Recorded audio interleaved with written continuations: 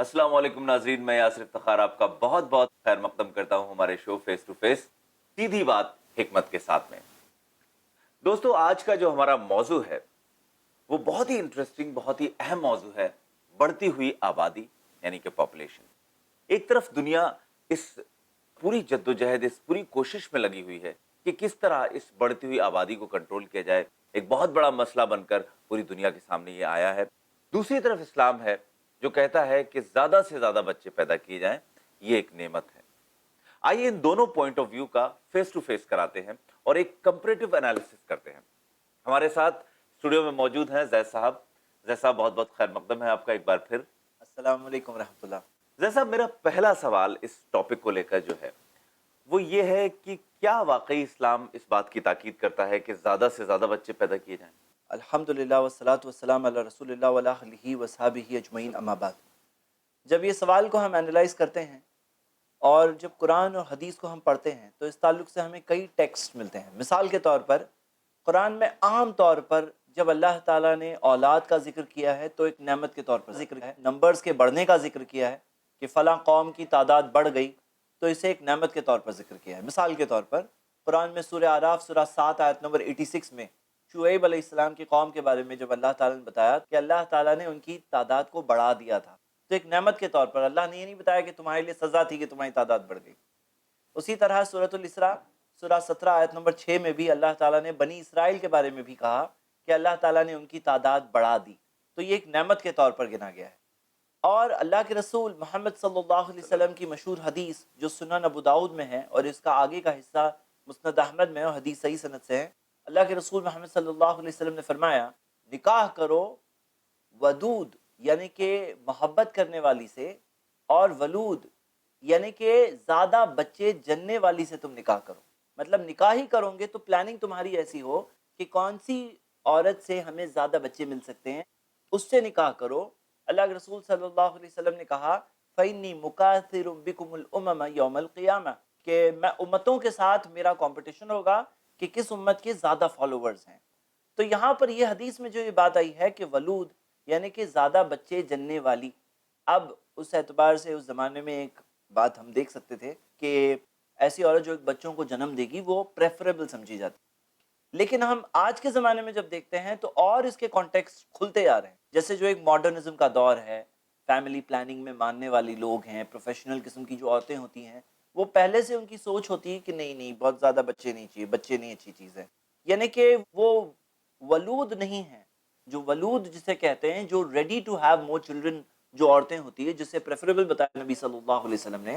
ये नेचुरली है या फिर इंटेंशन वाइज है कि ऐसी जो करना चाहती है ज्यादा से ज्यादा बच्चे, या फिर नेचुरली कुछ फिजिकली ऐसे होते हैं लोग, कुछ ज्यादा बच्चे देने वाले, कुछ कम बच्चे देने वाले, इस तरह? नेचुरली जो चीज़ है वो तो बियॉन्ड कंट्रोल है, उसके जी। लिए तो किसी पर बोझ नहीं है, वो तो अल्लाह की प्लानिंग है, हम तो प्लान नहीं कर सकते। लेकिन यहाँ पर इंटेंशनली Intentional। आज एक कल्चर है, जिस कल्चर को फॉलो करने वाली जो हमारी बहनें हैं, हम उनके सामने आज कई फैक्ट्स इंशाल्लाह मैं रखना चाहूँगा, लेकिन उनकी पहले से सोच ये होती है कि ज़्यादा बच्चे हमें नहीं चाहिए। अच्छा, तो मैं। ये वलूद जो हदीस के वर्ड्स आए उसमें जी। वो औरतें उस हिसाब से वो बेटर नहीं समझी गई, उन्हें एक कम दर्जा मिला इस हदीस की रोशनी में। जी। तो ये बात वाज़ेह है कि इस्लाम ने एनकरेज ही किया है क्या कि है? इस्लाम के फॉलोअर्स ज़्यादा बच्चे पैदा करें, ज्यादा ये बच्चे। एक एनकरेज चीज़ ठीक। है। जैसे साहब, इससे ये साबित होता है कि इस्लाम इस बात की तरगीब देता है कि ज्यादा से ज्यादा बच्चे करना चाहिए। लेकिन आप देखें आज के प्रोस्पेक्टिव में, उस वक्त की बात जब मेरे ख्याल से उस वक्त आबादी 20 करोड़ भी नहीं रही होगी पूरी दुनिया की। आज जबकि 700 करोड़ की आबादी पूरी दुनिया की है, तो आपको नहीं लगता है कि आज के दौर में भी अगर इस हुक्म पे अमल किया जाए तो पूरा ओवर क्राउडिंग हो जाएगा, जगह नहीं बचेगी, ये बहुत बड़ा मसला बन के सामने आएगा। तो आज के दौर में किस तरह इस पे अमल किया जा सकता है?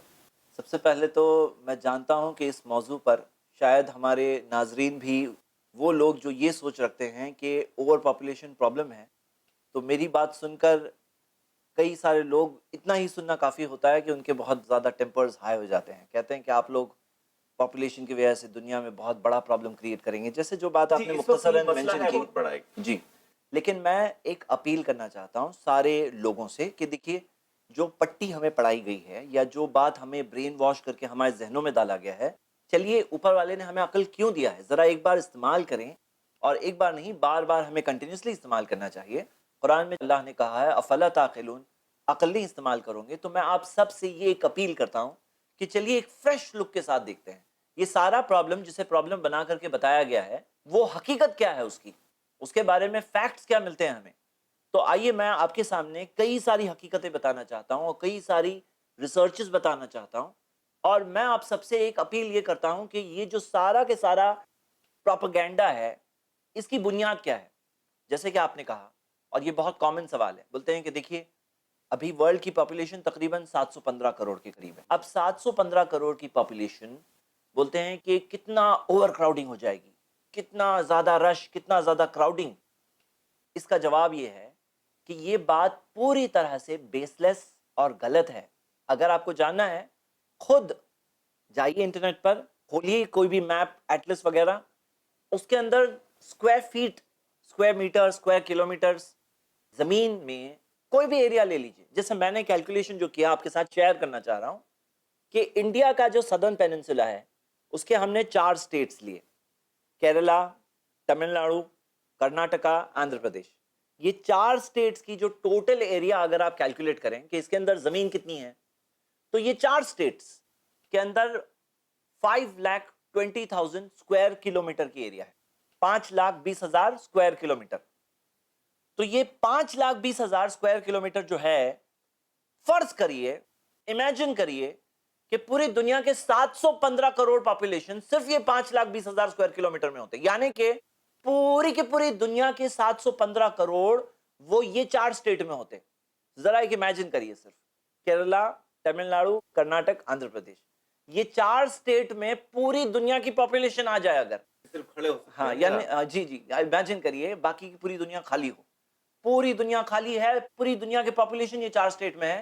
तो क्या आप इमेजिन कर सकते हैं कि डिवाइड करेंगे 5,20,000 स्क्वायर किलोमीटर को 7,15,00,000 पॉपुलेशन से, तो एक एक को कितने स्क्वायर फीट मिलेंगे? मेरे ख्याल से तो हाँ? खड़े होने को जगह मिल पाएगी हर एक को। फैक्ट ये है, और कैलकुलेटर को बहुत दूर नहीं है, जरा खुद चेक करिए, एक एक को 786 स्क्वायर फीट मिलेंगे एक एक आदमी को। ये 786 का जो फिगर है ना, कोइंसिडेंट है। मैं खुद भी देख रहा था कि 786 का फिगर, वैसे आई टेल यू 786 के ताल्लुक से बहुत सारी गलत फहमियां हैं जो फिर कभी हम डिस्कस बात करेंगे। कर लेंगे। हाँ, लेकिन अभी यहाँ सब- फैक्ट ये 786 स्क्वायर किलोमीटर। फिर मैंने क्या किया, एरिया को और रिड्यूस किया, एरिया को रिड्यूस करके सिर्फ तमिलनाडु लिया। सिर्फ तमिलनाडु, जो इंडिया का सदर्न स्टेट है, तमिलनाडु एक स्टेट लेते हैं, उसके अंदर 1,30,000 स्क्वायर किलोमीटर है। ये 1,30,000 स्क्वायर किलोमीटर में अगर पूरी दुनिया के 715 करोड़ लोग उसी में होते, पूरी दुनिया खाली होती, सिर्फ तमिलनाडु में होते, तो एक एक आदमी को कितने स्क्वायर फीट मिलेंगे आपको मालूम है? एक एक आदमी को 192 स्क्वायर फीट मिलेंगे। यानी अगर एक फैमिली में 4 लोग हैं तो 192 इंटू 4 तकरीबन 790 के करीब स्क्वायर फीट एक 4 लोगों की फैमिली को मिल जाएगी, और वो भी आसमान खुला। यानी कि ये नहीं फ्लैट के अंदर 200 स्क्वायर फीट का रूम मिला है, ये 192 स्क्वायर फीट पर person in the family. And छोटा बेबी भी होगा ना, उसका भी 192 स्क्वायर फीट है, हर एक के लिए उतनी स्क्वायर फीट, आसमान खुला, और इतनी जगह है। तो ये जो पूरी बात कही जाती है ना, ये बिल्कुल बेसलेस और गलत प्रोपेगेंडा है। दुनिया में बहुत जगह है, और इंसान जब शहरों में रहता है तो सिर्फ शहरों में देखते हैं। हमारे शहरों में इतनी क्राउडिंग होती है, तो ये क्राउडिंग की मेट्रोज में, वजह जी इसलिए मुझे भी ऐसा लगता है कि इतनी ज्यादा क्राउडिंग है जितने भी मेट्रोज में देखी जाए। जी। तो पूरे ये हम मेट्रोज में जब रहते हैं तो जो कमी है वो इंफ्रास्ट्रक्चर की कमी है। इंफ्रास्ट्रक्चर बनाना होगा। अगर आप एक स्टेट को भी इतना डेवलप कर लेते हैं पूरे इंफ्रास्ट्रक्चर के साथ में, तो पूरी दुनिया के लोग वो एक स्टेट तमिलनाडु में जाके रह सकते हैं। बाकी पूरी दुनिया खाली होगी और पॉपुलेशन की फिक्र आपको कई कई पीढ़ियों तक नहीं करनी है। चलिए, तो आपने problem रहने का नहीं। इंतजाम कर दिया सबका। अब जो सबसे बड़ा मसला है वो रहने का इंतजाम हो गया, खाएंगे कहाँ से, वसाइल कहाँ से आएंगे? अगर दुनिया की आबादी इस तरह बढ़ती रही, सब जराए तो महदूद हैं, वो कम पड़ जाएंगे एक टाइम के बाद, आगे क्या होगा फिर? जी देखिए, फैक्ट ये है, और ये एक बहुत शॉकिंग रियलिटी है जो मैं चाहता हूं आप लोग इसे भी एनालाइज करें। ये जो खाने की बात कही जाती है, ये भी बिल्कुल बेसलेस बात है। वर्ल्ड का फूड प्रोडक्शन पिछले 50 साल में ट्रिपल हुआ है और पॉपुलेशन तकरीबन डबल हुई है। तो हम देखते हैं कि वर्ल्ड का फूड प्रोडक्शन ज्यादा ही है कंपेयर टू द पॉपुलेशन। और फैक्ट ये है कि वर्ल्ड के अंदर फूड प्रोडक्शन उतना किया नहीं जा रहा है जितना कि कर सकते हैं। क्या आपको पता है कि कितने सारे ऐसे एरियाज हैं जहां पे फूड प्रोड्यूस हो सकता है, अभी वो अंडर द प्लाव नहीं है। एक मिसाल दे रहा हूं, अफ्रीका के सवाना ग्रासलैंड्स, जो एक बहुत बड़ा जाहिर साहब, ये बहुत ही इंटरेस्टिंग बात है और आई ओपनिंग है मेरे लिए, तो ऑफ कोर्स आपके लिए भी होगी। लेकिन वक्त एक वक्फे का, छोटे से वक्फे के बाद लौट के आते हैं। देखते रहिए फेस टू फेस, सीधी बात हिकमत के साथ। अस्सलाम वालेकुम।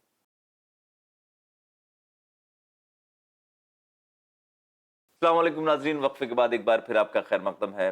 फेस टू फेस में बात चल रही है बढ़ती हुई आबादी यानी पॉपुलेशन पर, और अभी हम जो बात कर रहे थे वो ये थी कि दुनिया में खाना और फीडिंग जो है उसकी प्रॉब्लम नहीं होगी।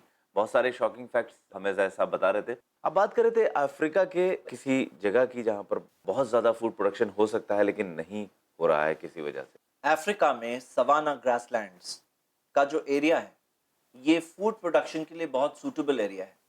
टोटल सवाना ग्रासलैंड्स का सिर्फ 10% अंडर कल्टीवेशन है, 90% अंडर कल्टीवेशन है ही नहीं। पूरा अफ्रीका नहीं, सिर्फ सवाना ग्रासलैंड्स अगर कल्टीवेशन में आ जाए तो पूरी दुनिया को सिर्फ सवाना ग्रासलैंड खाना खिला सकता है। इसके ताल्लुक से 2009 की एक स्टडी थी जो आप देख सकते हैं। तो हम ये देख रहे हैं कि खाने की कोई कमी नहीं है। उल्टा हम देखते हैं 1976 की रिपोर्ट है कि वो टाइम पर 579 hectares of land under cultivation थे। अभी करेंटली इतनी टेक्नोलॉजी बढ़ने के बाद, इतना सारा प्रोग्रेस होने के बाद, हम देखते हैं ऐसे ऐसे मॉडल है, जैसे फॉर एग्जांपल ब्राजील के अंदर कोराडो एरिया है जो कल्टीवेशन के लिए बिल्कुल समझा जाता था कि यहाँ खेती हो ही नहीं सकती। नॉर्दर्न थाईलैंड में ऐसी एरिया थी जहां समझा जाता था कि यहाँ खेती हो ही नहीं सकती। इंडिया की कई सारी एरियाज थी जहां समझा जाता था कि यहाँ खेती हो नहीं सकती, लेकिन अभी वैसी जगहों पर खेतियां होने लगी, कल्टीवेशन होने लगा। यानी क्या कि ऐसी कई सारी एरियाज जो पहले जहां खेती नहीं हो सकती थी वहां खेती करना पॉसिबल हो गया due to advancement of technology. फिर भी हम देखते हैं कि 579 से जो एरिया अंडर कल्टीवेशन बढ़ी नहीं, इस पीरियड के अंदर अभी करंटली हम देखते हैं 518 हेक्टेयर्स ऑफ लैंड है, यानी कि टोटल एरिया अंडर कल्टीवेशन कम हो गई।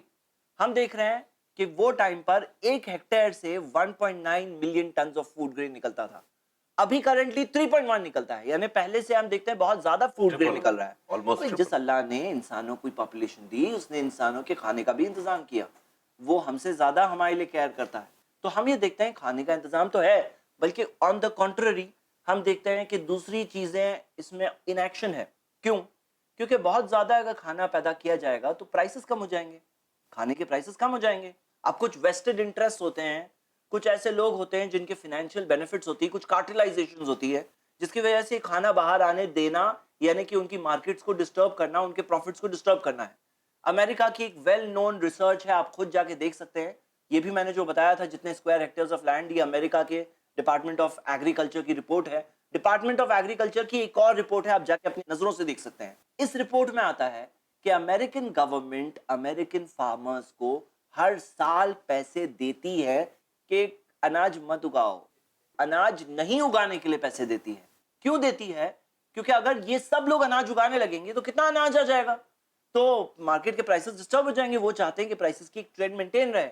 अमेरिकन गवर्नमेंट ने 1995 से लेकर 2012 के दरमियान तकरीबन 31.5 बिलियन यूएस डॉलर्स यानी कि तकरीबन 2 लाख करोड़ रुपए के बराबर दे चुकी है फार्मर्स को। इसलिए दी है कि अनाज मत उगाओ, फूड कंजर्वेशन प्रोग्राम के तहत। तो हम देखते हैं ये एक अमेरिका की बात है। इंडियन गवर्नमेंट इस तरह से फार्मर्स को पैसे नहीं देती कि मत उगाओ। यहाँ पे दूसरी चीज चलती है जो सब लोग जानते हैं। नेट पे जाइए, सर्च करिए food grain wastage in India, और आपको सारी रिपोर्ट्स फोटोग्राफ्स के साथ सड़े हुए अनाजों के बारे में मिलेगी। एस्टिमेट्स के मुताबिक तकरीबन 38% जो अनाज है, जो उगते हैं, जो आते हैं गवर्नमेंट गोडाउन्स में, वो वेस्ट हो जाते हैं, सड़ जाते हैं। तो ये क्या है? ये एक नॉर्मल बात है और ये एक नॉर्मल ट्रेंड है। कई बार ऐसा होता है गोडाउन सफिशिएंट बनाए नहीं जाते हैं, उसके अंदर सफिशिएंट प्रिजर्वेशन की कैपेसिटी नहीं बनाई जाती। कोई इतना भी बुरी कंडीशन में नहीं है हमारी कंट्री। ये फैक्ट होती है। ये कई सारे कार्टल्स है जो वर्क करती हैं ताकि ये सारा अगर प्रोड्यूस मार्केट में आ जाएगा तो क्या प्रॉब्लम्स क्रिएट होंगे। तो मेरे ब्रदर्स, हम ये देखते हैं कि खाने की कोई कमी नहीं है। जो लोग कहते हैं ना खाने का प्रॉब्लम है, खाने की कोई कमी नहीं है। खाने में और जमीन अंडर द प्लाव लाई जा सकती है और अनाज को प्रोड्यूस बढ़ाया जा सकता है। बहुत सारे और मेजर्स है जो ऊपर वाला पॉपुलेशन दे रहा है, वो उसके इंतजामात का भी उसका ही काम है। और जो मैन पावर अवेलेबल होगा तो मैन पावर के लिए और अनाज पैदा करना भी कोई मुश्किल काम नहीं होगा। ये एक होपिंग सिचुएशन नहीं है कि जैसे हम ये मान लें कि हमें अल्लाह ताला ने पैदा किया है और वो देगा, वो तो एक फैक्ट है ही, कहीं ना कहीं एक हमारी अकीदत है उसमें, लेकिन ये एक प्रैक्टिकल एस्पेक्ट्स में भी आपने बताई कि ये बात पॉसिबल है और ये सारे वसाइल, सारे जो रिसोर्सेज हैं वो मौजूद हैं इस दुनिया में। आमतौर पर जब कोई भी इंसान होता है उसके लिए तीन ही मसले होते हैं, रोटी, कपड़ा और मकान। तो आपने बताया कि मकान भी अवेलेबल है सबके लिए और रोटी भी अवेलेबल है, कपड़े की शायद कोई कमी नहीं पड़ेगी किसी के लिए। रोटी, कपड़ा, मकान की प्रॉब्लम ऑलमोस्ट सॉल्व होती हुई नजर आती है। अब जो मेरा सवाल है जैसा साहब वो ये है कि फैमिली प्लानिंग के नाम पर जो कुछ भी हो रहा है, फैमिली प्लानिंग की जा रही है, भले ही उसके रीजंस कुछ भी हों, चाहे वो फूड इंडस्ट्रीज और वो लोग जो इसको बचाना चाहते हैं उनकी कोशिशें हैं या कोई भी वजह है, लेकिन इस फैमिली प्लानिंग के नतीजे क्या क्या हो सकते हैं, क्या रिजल्ट्स हो सकते हैं? इस फैमिली प्लानिंग के बहुत खतरनाक नतीजे हो सकते हैं और नतीजों के ताल्लुक से सिर्फ आप अगर एक कॉमन सेंस से एक सिंपल सी मिसाल से समझें जिससे हम नतीजे तक पहुंचेंगे। पहले मिसाल देखिए, मान लीजिए कि कोई ऐसी जगह है जहां 1 लाख लोग रहते हैं। मान लीजिए कि 50,000 मर्द है, 50,000 औरतें हैं। अब ये 1 लाख लोग जो इस जनरेशन में है, उनकी अगली जनरेशन जो आएगी, वो अगली जनरेशन में 1 लाख के 1 लाख बाकी रहें। इतने ही रहे? अगर इतने ही रखना है तो एक एक फैमिली, हस्बैंड वाइफ को कितने बच्चे चाहिए?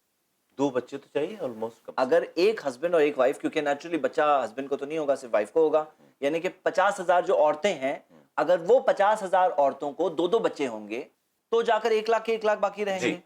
अगर मान लीजिए कि 50,000 में से बहुत सारी ऐसी औरतें हैं जिन्हें बच्चे नहीं होते हैं, ठीक है, सबको तो बच्चे नहीं होते हैं, बहुत से लोग प्रॉब्लम, बहुत सारे बच्चे हैं जो पैदा होने के बाद, बड़े होने से पहले ही इंतकाल हो जाता है, पैदा होने के बाद इंतकाल हो जाता है, बचपन में इंतकाल हो जाता है, बड़े होने से पहले इंतकाल हो जाता है।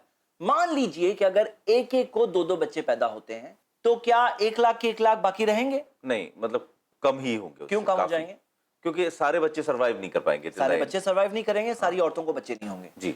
इसी वजह से एस्टिमेट ये है कि जिन्हें बच्चे होते हैं, अगर उन्हें 3.1 बच्चे होंगे तो जाकर 1 लाख के 1 लाख बाकी रहेंगे। अगर 3.1 बच्चे नहीं होते हैं, जिन्हें बच्चे हो रहे हैं, अगर वो ये रूल ना बनाए अपने लिए कि एक एक फैमिली में 3-3 बच्चे चाहिए, अगर एक एक फैमिली जिन्हें बच्चे हो रहे हैं वहां 3-3 बच्चे नहीं हुए तो 1 लाख के 1 लाख बाकी नहीं जितने हैं उतने मेंटेन नहीं होंगे जी। ऐसी वर्ल्ड की कितनी कंट्रीज है जिसके अंदर ये रेशियो, रिप्लेसमेंट रेशियो, ये कम हो चुका है। यहां तक कि एक फैमिली में जापान के अंदर 1.02 है, यानी कि मान लीजिए अगर 1 लाख जापानीज है तो अगली पीढ़ी में जाते जाते 50,000 बचेंगे, उसकी अगली पीढ़ी में जाएंगे तो 25,000 बचेंगे, उसकी अगली पीढ़ी में जाएंगे तो 12,500 हो जाएंगे। डिमिनिशिंग हर 25 साल पे रिजल्ट आएगा। उसी तरह हम देखते हैं ऑस्ट्रेलिया में 1.8 है। ऐसी कई सारी कंट्रीज है जो ग्रेजुअली उनकी पॉपुलेशन टेपर हो रही है और यही ट्रेंड कंटिन्यू हुआ तो जब 2300 तक पहुंचेंगे तो रशिया की 1% पॉपुलेशन बाकी रहेगी, यूरोपियन यूनियन की 5% पॉपुलेशन बाकी रहेगी। ये सारी पॉपुलेशन खत्म हो जाएगी क्योंकि इनकी पॉपुलेशन डिक्लाइन हो रही है। और जो वर्ल्ड की पॉपुलेशन जो कह रहे हैं बढ़ रही है, वो बढ़ रही है at a decreasing ratio, decreasing speed. जैसे मिसाल के तौर पर अभी जो 1 बिलियन ऐड हुआ लास्ट, बट उससे पहले हमारे कंट्री की तो ये प्रॉब्लम है ना। आप यूरोप की बात करेंगे, आप जापान की बात करेंगे, एक्सेप्टेड माना जा सकता है, लेकिन हमारा कंट्री या साउथ एशिया की बात करें तो यहाँ तो बढ़ रही है आबादी बहुत तेजी जी। जो जहां जहां बढ़ भी रही है, हम पहले एक वर्ल्ड का मैक्रो लेवल पर देखकर इंडिया पर भी पूरे वापस वर्ल्ड के हम मैक्रो लेवल पर जब हम देखते हैं तो सारे वर्ल्ड की कंट्रीज की पॉपुलेशन जो अभी 715 करोड़ है, ये जो स्पीड में कंटिन्यू हो रही है ये 800 करोड़ तक पहुंचेगी। बढ़ते बढ़ते बढ़ते अगर यही ट्रेंड मेंटेन रहा तो 900 करोड़ तक पहुंचेगी। 900 करोड़ तक पहुंचने के बाद आज से 25 साल बाद डिक्लाइन शुरू हो जाएगा और जो डिक्लाइन शुरू होगा कन्वर्ट होने वाली है जब सेंचुरी, जब हम 2100 तक पहुंच जाएंगे, उसके बाद का सिनेरियो क्या होगा? 2100 के बाद अगर यही ट्रेंड जो चलता आया है, यही ट्रेंड कंटिन्यू हुआ तो 2100 के बाद के हर 20 साल में 100 करोड़ पॉपुलेशन कम हो जाएगी।